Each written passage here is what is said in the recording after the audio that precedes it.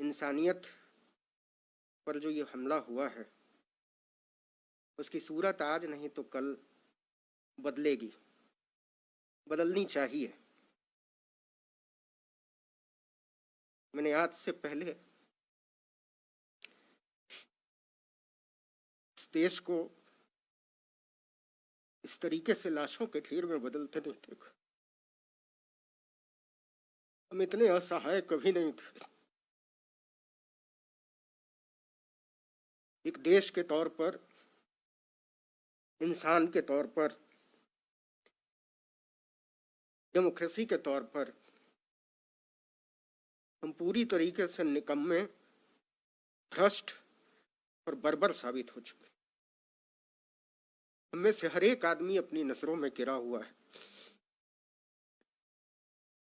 हम सब किसी अदृश्य शक्ति की मदद की उम्मीद में हैं।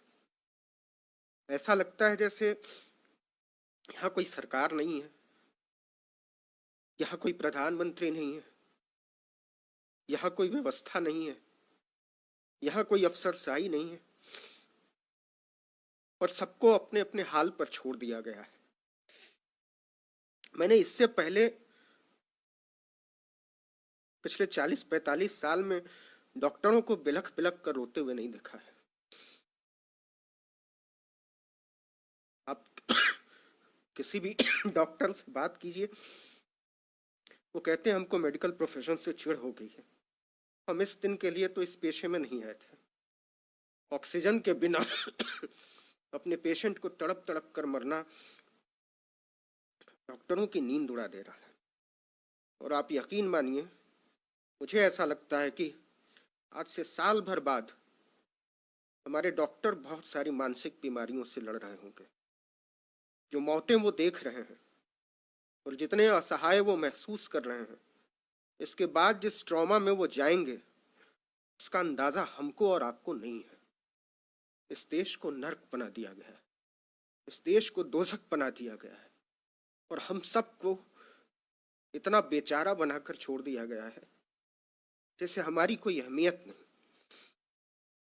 खैर, वो वक्त शायद गुजर जाएगा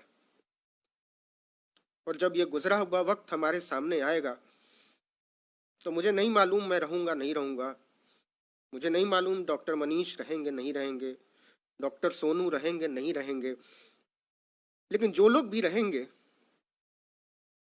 वो सोचेंगे कि इस दुनिया को और बेहतर होना चाहिए। वो सोचेंगे कि हमको हमारी आने वाली नस्लों के लिए मंदिर और मस्जिद के झगड़ों से ऊपर उठना चाहिए। वो सोचेंगे और सोचना चाहिए कि इस देश को मंदिरों, मजारों, मीनारों की जरूरत नहीं है।